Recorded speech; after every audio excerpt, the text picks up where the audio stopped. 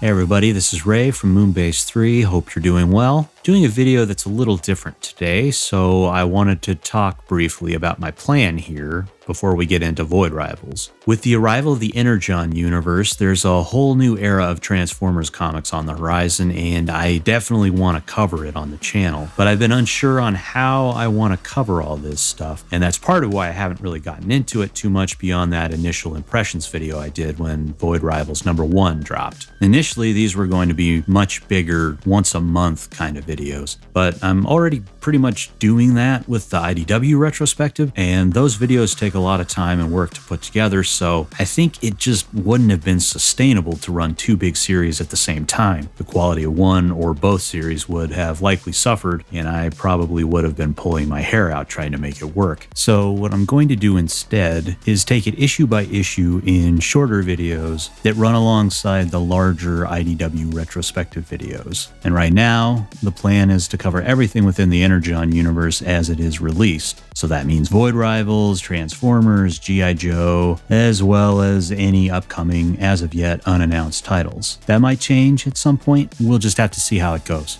Having smaller videos where the turnaround time is much faster will hopefully help to balance out the amount of work that goes into the longer ones. I'm hoping that this will create a sense of variety for me and make me feel like there's more forward momentum towards accomplishing my vision for the channel. That vision being providing a deep dive look into as wide of an array of Transformers comics as I can manage over however long it takes. These videos will be shorter than the retrospective ones, but they'll hopefully still have some substance to them. I'm going to bring the same analytical eye that I bring to the retrospective, but I'll also be throwing in some crazy speculation and theories that will probably end up not panning out in the slightest, but hey, spitballing on possibilities is nonetheless something that I think is fun to do.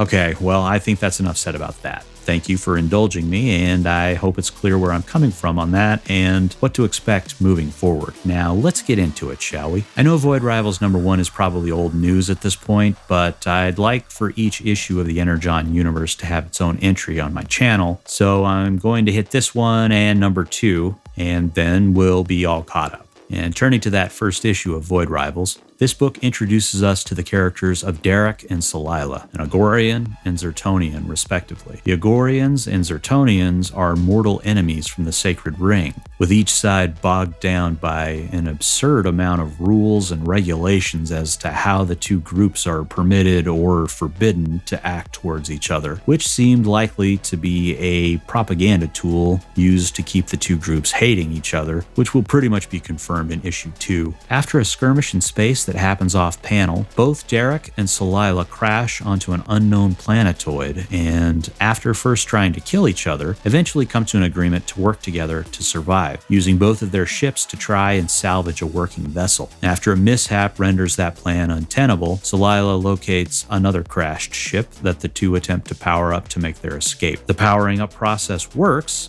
but the ship is not just a ship. It transforms into Jetfire, a disoriented Cybertronian who, despite having amicable intentions, suddenly abandons Darak and Solila when he realizes he's been away from his homeworld of Cybertron for millions of years. Despite this latest setback, Darak refuses to give up. Inspired by Jetfire's ability to transform, he theorizes that maybe they could use their survival suits to assist in their escape. Solila is skeptical, but ultimately they both remove their helmets, one of many forbidden acts when in the presence of an enemy, revealing to their apparent shock that they are remarkably similar in appearance, something Darak reveals he foresaw in a vision. Void Rivals #1 sets up a whole new universe with just the briefest of glimpses into what that new lore is, but a lot of it that we see is quite familiar in the sense that it slots nicely into the Transformers universe. There's the obvious comparisons of the Agorians and Zertonians to the Autobots and Decepticons, both mortal enemies locked in a long-standing clash, and apparently each side has their own mark similar to the Autobot and Decepticon faction badges, taking the form form here of the red and green colored jewels implanted in their foreheads. But there's more than that connecting Void Rivals to the world of Transformers. Solila uses cycle as a measurement of time, which, while not exclusive to Transformers, considering that this was the first entry in Skybound's Energon Universe, it seems like this detail was calculated and not coincidental. Darak's artificial intelligence glove, or Handroid, strikes me as the kind of playful, pun-drenched wordplay that Transformers fiction has a long tradition of embracing, starting with G1 and continuing into Beast Wars. And then there's the Agorian and Zertonian culture hinted at in these pages, which is a merger of advanced technology with sacred rites and mysticism, a peanut butter and chocolate combo that Transformers began embracing with the 1986 animated movie and, in my opinion, remains a crucial mainstay of what makes the brand tick. So there seems to be a fair amount tying Darak and Solila to the Transformers universe in a way that might just be part of building a shared universe, but also makes me think that it's possible the Agorians and Zertonians are more connected to Cybertronians than this issue is letting on. Those gems on their foreheads seem suspicious to me, dude, but that's a topic for later on. There's something in here that might just be foreshadowing for some revelations in the next issue. I'm talking about the attention drawn to how compatible Darak and Solila's ship parts are. But then there's potentially another facet to this idea of compatibility later on when they manage to bring Jetfire back online with their power source. And maybe this is reaching, but it seems like if they have a power source capable of reviving a Transformer, then that could mean it's extremely powerful. And depending on the nature of that power source, maybe it's something that could be exploited and converted into Energon. Considering the emphasis placed on resource acquisition we're accustomed to seeing in Transformers, this seems like a potential way that the Sacred Ring could be drawn into the Autobot-Decepticon conflict, if that's where this is headed. Although that would entail the Transformers finding the Sacred Ring first, so who knows, maybe this isn't the intention at all, and reviving Jetfire was just about the reveal. Which takes us to Jetfire himself. I already went into more specifics with Jetfire in that initial video I did on the reveal of the Energon Universe, but there are some things that are worth repeating or touching on again, namely that his cameo here is very much influenced by his first appearance in Fire in the Sky, a season 1 episode of the G1 cartoon where he crashed on Earth and was dormant for millions of years until being found and revived by the Decepticons. Jetfire doesn't have a faction badge in Void Rivals, so much like in the cartoon, Jetfire set out and crashed, presumably before the war broke out. In Fire in the Sky, where he was called Skyfire instead of Jetfire, he was a space explorer along with Starscream, and it seems reasonable to assume that Skybound ported over that explorer part for their shared universe. If I had to guess, Jetfire was probably out scouting for resources before he crashed. What I'd like to know is if they're keeping the same Starscream Skyfire friendship from the cartoon intact as well. And if Starscream was part of the same mission that Jetfire was, then I'd be curious to see what the nature of Jetfire's crash landing was. If Starscream was working with Jetfire, I wouldn't be surprised if he had something to do with the mishap. I mean, maybe not. In the cartoon, Starscream, and something of a rare moment for him, seemed genuinely distraught and regretful that his friend was lost, saying something to the effect that he circled the globe looking for him. So that whole angle could work in terms of being a compelling direction to go in, but if not, if Jetfire was undermined or sabotaged, well, I mean, that would be a very Starscream thing to do. But there's more to Void Rivals than Transformers callbacks and new lore. There's also the visual identity of the book to go over. Dave Felici's art style features loose, almost scribbly, scratchy, or sketchy lines, but I don't mean any of that in a pejorative way. This is a very deliberate stylistic choice, one which brings to my mind a certain style of cartooning from certain comics like Blankets, or Jeff Lemire's work, or even Daniel Warren Johnson's work. The style may not land for some, but there's no doubt Dave Felici knows what he's doing here. His anatomy, his perspective, and framing, it's all evidence of an accomplished artist as far as I'm concerned. Rus Wooton's letter work matches Dave Felici's style with the sound effects throughout, with less emphasis on drawing the perfect line and more of trying to capture that scribbly feel, which adds a level of stylistic cohesion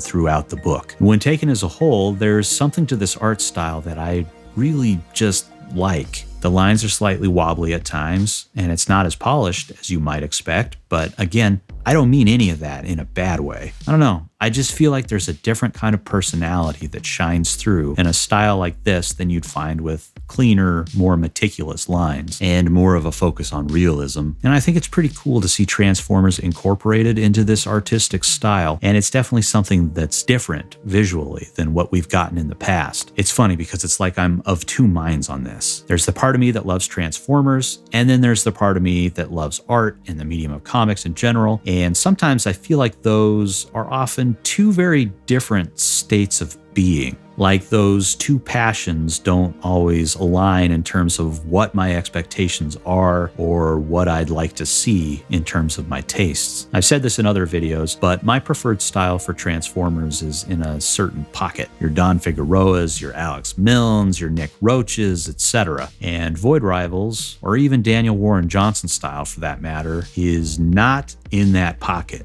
by any means. And yet, Dave Felici's style, as well as Daniel Warren Johnson's style, is more of my preferred style when it comes to non-Transformers or the medium of comics as a whole. So the Energon Universe is going to be giving me this interesting mashup of these two fairly distinct sides of myself and my tastes, and it's kind of weird, but I can't wait to see how it all plays out. Anyway, I think it's about time to wrap this video up. I hope you enjoyed this look at Void Rivals #1. I'll hit #2 soon, and then we'll be on track with the current release schedule. So keep an eye out for that. Like, comment, subscribe, and so forth. Thanks for tuning in. Much appreciated, and I'll see you next time. Take care.